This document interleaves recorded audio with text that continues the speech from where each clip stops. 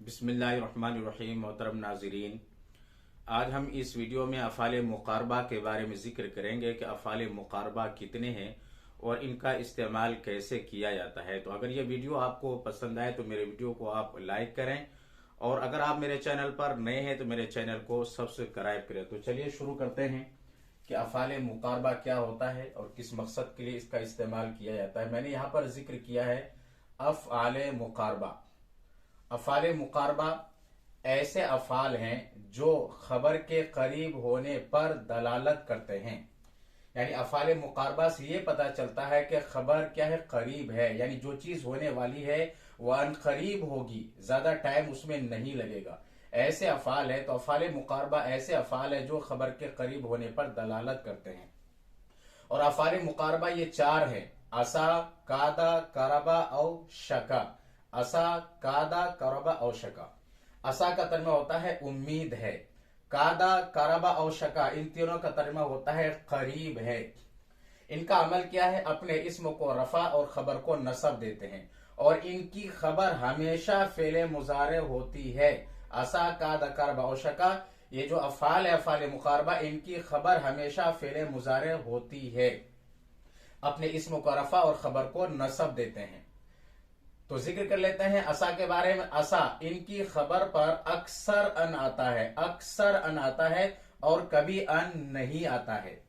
तो अक्सरियत ये होती है कि असा की जो खबर होती है उसके ऊपर अन इस्तेमाल किया जाता है, और कभी कभी नहीं इस्तेमाल किया जाता है। मिसाल, असल मरीजु अन यब रा, बरिया यब राउ बुरअन, इसका तर्जुमा होता है सेहत याब होना, ठीक होना। तो असा अफ़ाल मुक़ारबा में से है। अल मरीज इसका इस्म है, और ये जो फेले मुजारे हैं ये इसकी खबर है। तो यहां पर देखिए अन का इस्तेमाल किया गया है, और अन की वजह से जो हमजा है इसके ऊपर जबर पड़ा जाएगा। तो असल मरीजु अन यब रा, यहां पर अन के साथ इस्तेमाल किया गया है, इसलिए कि मैंने यहां पर जिक्र किया कि इनकी खबर पर अक्सर अन आता है।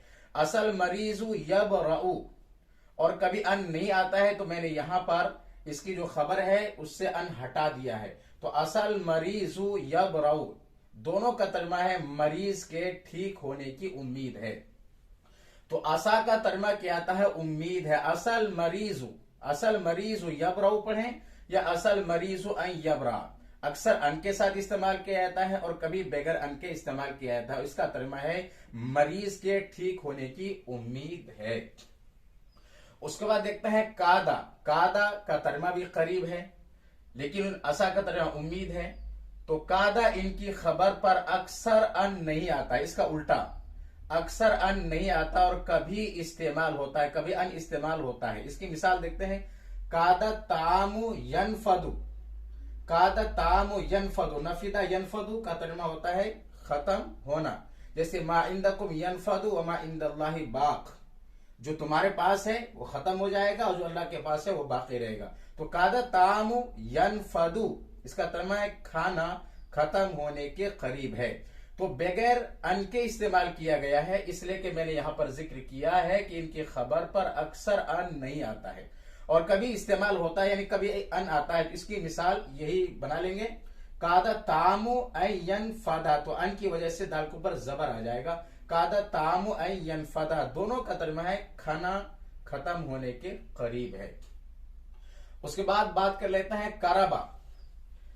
नंबर 3, करबा, इनकी खबर बगैर अन के होती है। मिसाल, करबा जैदुन यखरुजु, करबा जैदुन यखरुजु, जैद निकलने के करीब है।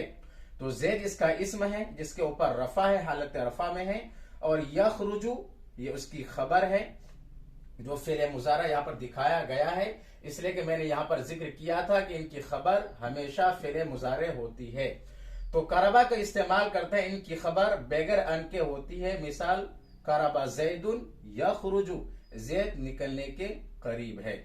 अब बात कर लेते हैं औशका के बारे में। औशका का तर्जुमा भी करीब है से किया जाता है। नंबर 4, औशका, इनकी खबर पर अन आता है। मिसाल, औशकल क़ितारु अन यसीरा, औशकल क़ितारु अन यसीरा, ट्रेन चलने के करीब है। तो औशका अफ़ाल मुक़ारबा में से है।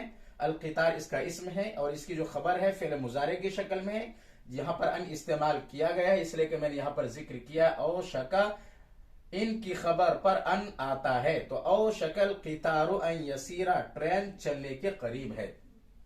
تو جہاں پر بھی یہ معنی پیدا کرنا ہو کہ کوئی چیز ان قریب ہونے والی ہے، مثلا مریض ٹھیک ہونے کے قریب ہے، کھانا ختم ہونے کے قریب ہے، ٹرین چلنے کے قریب ہے، جہاں پر قریب کے معنی استعمال کرنا ہو تو ان افعال میں سے کوئی فعل استعمال کر سکتے ہیں. اور جہاں پر امید کے معنی پیدا کرنا ہو تو وہاں پر عسا کا لفظ استعمال کیا جا سکتا ہے جو افعال مقاربہ میں سے ہے. تو یہ افعال مقاربہ 4 ہے: عسا، کادا، کربا اور شکا. کس طرح سے استعمال کیا جاتا ہے اور کس مقصد کے لیے اس کا استعمال کیا جاتا ہے میں نے یہ ذکر کیا ہے. اگر یہ ویڈیو آپ کو پسند آئے تو میرے ویڈیو کو آپ لائک کریں اور شیئر کریں، اور اگر آپ میرے چینل پر نئے ہیں تو میرے چینل کو سبسکرائب کریں اور بیل آئیکن پر ضرور کلک کر لیں تاکہ ہر آنے والی نئی ویڈیو کا نوٹیفیکیشن آپ تک پہنچ سکے. فقط السلام.